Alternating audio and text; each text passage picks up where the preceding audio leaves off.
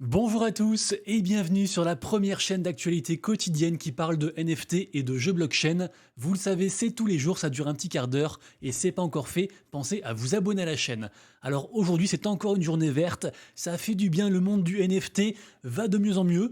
Bien sûr, nous sommes encore très loin des plus hauts que j'espère nous allons connaître pendant ce cycle, pendant ce bull run. En tout cas, voilà, le meilleur des news, c'est parti directement, comme tous les jours. Et juste avant, on remercie chaleureusement le partenaire de la vidéo du jour. Le partenaire, c'est Crypto News.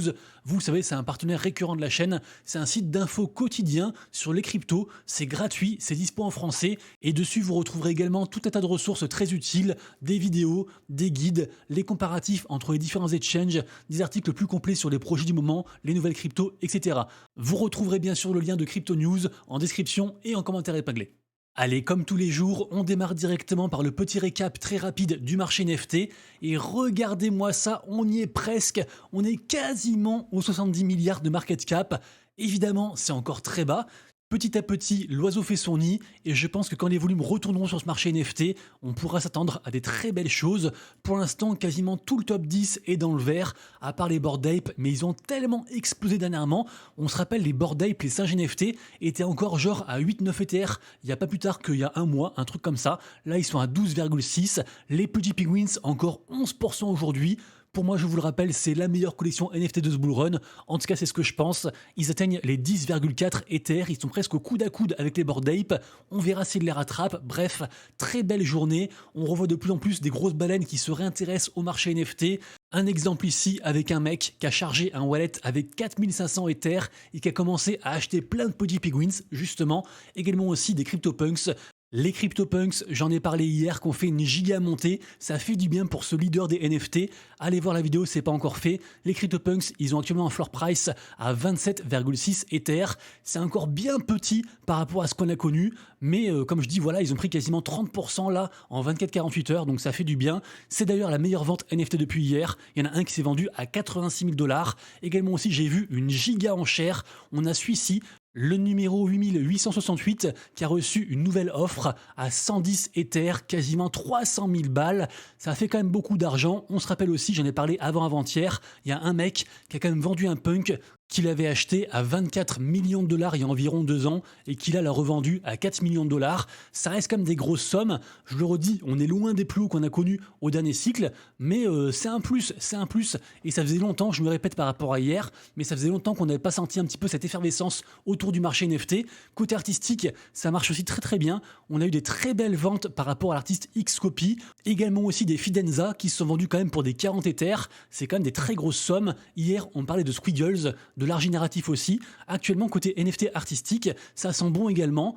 Est-ce que le marché NFT ne va pas se re-retourner? Ça, personne ne le sait. Moi, j'ai envie d'y croire. Je suis dans la team Believer, évidemment. En tout cas, je pense que tant que les leaders des NFT, les CryptoPunks, les Bored Ape, les Pudgy Penguins, tant qu'eux vont bien, le reste du marché devrait suivre, j'imagine. Même si, bien sûr, on espère recevoir plus de liquidités. Peut-être des gens qui sont lassés par les mêmes coins, à voir. En tout cas, côté Bored Ape, côté singe NFT, on a une très bonne nouvelle puisqu'en effet, alors en vrai, on le savait déjà un petit peu, mais on a Gordon Goner, qui est donc un des 4 cofondateurs du Yuga Labs, la boîte qui est derrière les Bored Ape, qui reprend vraiment la main sur du coup le projet Bored Ape au général. Là, il parle du coup du trésor des Bored Ape, mais en vrai, sur quasiment tous les aspects, Gordon Goner revient sur le devant de la scène, et c'est ce que les holders veulent. Les Bored Ape, Yuga Labs, ils se sont trop dispersés, ils ont trop de collections, ils sont trop partis dans le gaming, et on espère vraiment que Gordon Goner va remettre les Bored Ape comme ce qu'ils étaient avant, à savoir un cercle très VIP, très prisé, etc. et pas un foutoir monumental. Autre collection, également aussi OG de l'écosystème et qui je trouve s'en sort très bien pour ce début de bull run, c'est les Doodles. Doodles, ils ont quasiment une excellente actu tous les 3-4 jours, c'est assez fou. Doodles, ils ont un floor price actuellement à 1,9 Ether, ils sont encore sur un plus 7% aujourd'hui, bravo à eux. Doodles, ils ont fait beaucoup de d'expérimentation, ils sont notamment partis sur la blockchain Flow, c'était un peu un échec, depuis ils sont repartis sur Base pour leur seconde collection, la principale reste sur Ethereum, et là en fait partenariat avec Zora, donc ça se passe aussi sur Base. Zora, c'est une grosse marketplace, pour faire très simple. Et en fait, ils vont faire des espèces de petites vidéos, ce qu'ils appellent social short. On en voit ici à l'écran. Donc, petites vidéos courtes qui pourront être mintées en fait régulièrement sur Base avec la plateforme Zora. Ça a l'air de pas grand chose, mais en vrai, je pense que c'est toutes ces initiatives qui, mis bout à bout, font que Doodles reprend vraiment du poil de la bête. Donc, vraiment très grosse collection à suivre. Et vous retrouverez donc ces mints chaque semaine, tous les mercredis. Par contre, attention, c'est pendant un temps limité, donc dépêchez-vous à chaque fois chaque mercredi. Ensuite, nouvelle collection qui ressurgit d'entre les morts. Je vous l'ai dit l'autre jour, il y a plein de collections qui vont de nouveau revenir comme ça, comme par magie, avec la hype, avec le bull run, etc. Ici, qu'est-ce qu'on apprend? On apprend que le projet Superbased vient d'acquérir un projet OG de l'écosystème Solana. Donc évidemment, les NFT Superbased ont pumpé. Là, ils sont à 1,05 Sol, pour ceux que ça intéresse. Et de ce qu'on pense, a priori, ça pourrait être le projet Catalina Whales qui serait donc racheté. En effet, on a eu un gros pump aussi assez mystérieux. Le projet là est à 2,7 Sol. À voir, à l'époque c'était vraiment une très grosse collection. En tout cas voilà, ça bouge beaucoup, un peu partout. On va avoir pas mal de nouvelles. Attention à vous tout de même. Il va y avoir et il y a déjà des opportunités tous les jours et forcément il y en aura encore de plus en plus avec donc ce bull run. Des fois la meilleure chose à faire, c'est de ne rien faire. Restons ensuite sur la marketplace sur laquelle on se trouve, à savoir Magic Eden. Magic Eden, vraiment, c'est une dinguerie ce qu'ils font. Ils sont de plus en plus forts, ils grappillent de plus en plus de parts de marché.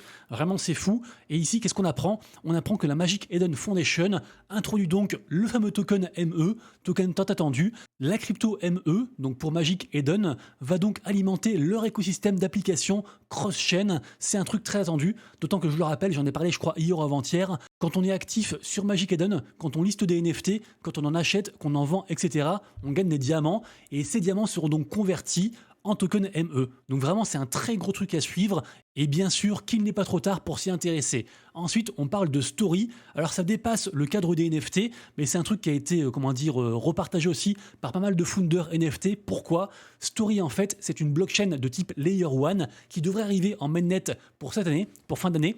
Ils viennent juste de lever, une fois de plus, 80 millions. Donc au total, ils ont levé 140 millions de dollars. C'est évidemment une énorme somme et comme son nom l'indique, Story, en fait, va mettre au cœur de la blockchain ce qu'on appelle l'IP, la propriété intellectuelle.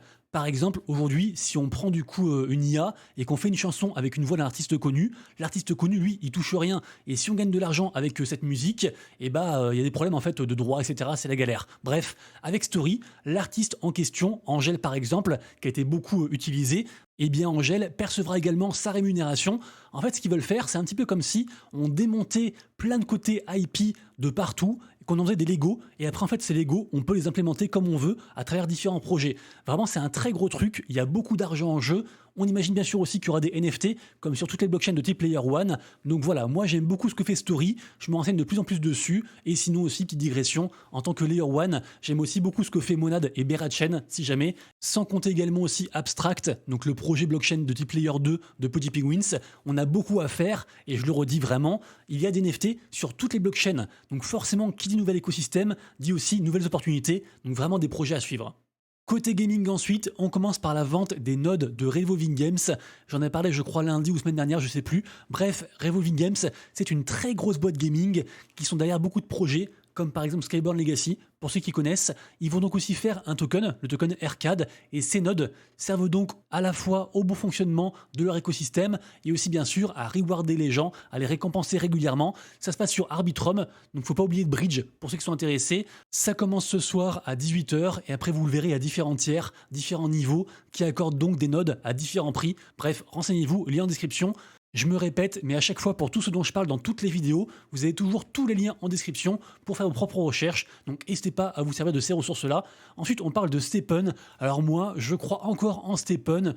Vous le savez, c'est le précurseur de la tendance Move to Earn qui avait cartonné au cycle dernier. Pour ceux qui connaissent vraiment pas, je simplifie au possible. On achète des baskets digitales, en gros, et via son téléphone avec la GeoLock, on court dehors et ça génère de la crypto.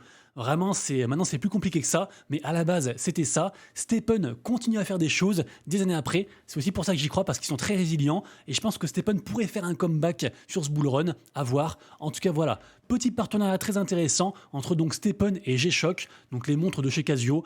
Le tout donne une expérience digitale, donc à la fois physique et digitale, notamment aussi avec des nouvelles chaussures de Stephen. Pour ceux qui sont intéressés, renseignez-vous aussi pareil dessus. Mais Stephen, je pense qu'il ne faut pas trop l'oublier, donc c'est aussi pour ça que j'en parle.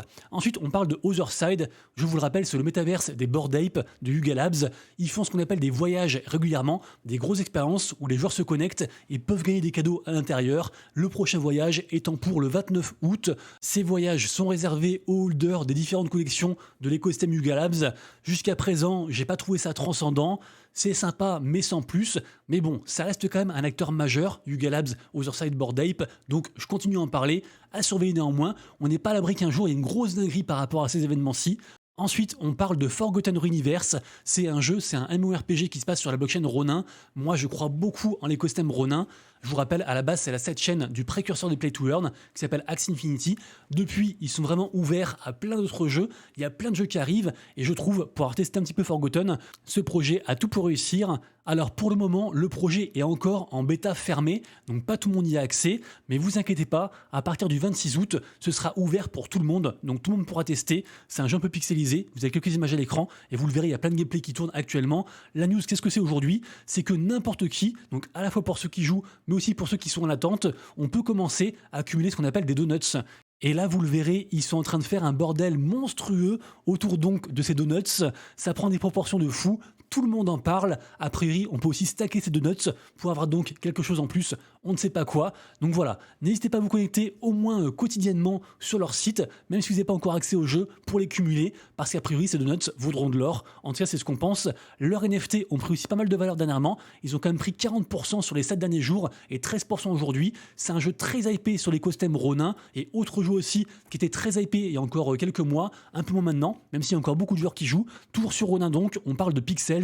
Pixels, c'est un jeu de farming social aussi. Il y a une grosse dimension sociale. Ce jeu, son airdrop avait régalé. Donc c'est un très gros projet. Sa crypto est comme aussi fortement capitalisée. Et si jamais, on apprend aussi que Pixels vient de gagner un gros award en fait à la Pocket Gamer Mobile Games Award. Donc voilà, je pense que Pixels, ça reste un jeu à surveiller. Et je serais pas étonné que pendant la grosse campagne, enfin la prochaine campagne de airdrop, on reparle beaucoup de Pixels et de son token Pixels, donc évidemment aussi. Ensuite, ça, faites vos recherches, mais c'est un projet qui va arriver pour septembre. C'est un free mint gaming sur Base. Ça s'appelle Juicy Adventure. Les gens en parlent de plus en plus. Donc toujours pareil, essayez de choper une whitelist. Participez aussi à la loterie qui est juste ici. Et en général, on perd juste au pire un peu de temps parce que je le répète, c'est gratuit. Et dans le meilleur des cas, le projet vous rapportera pas mal d'argent. On a le souvenir de free mint gaming qui sont montés des fois à plusieurs Ethers. Donc on sait jamais. Et pour finir, 3 projets gaming qui se lancent ou se relancent aujourd'hui. Le premier, c'est Counterfire, c'est un MOBA, donc la bêta publique est ouverte dès aujourd'hui. Le second, c'est Seraph.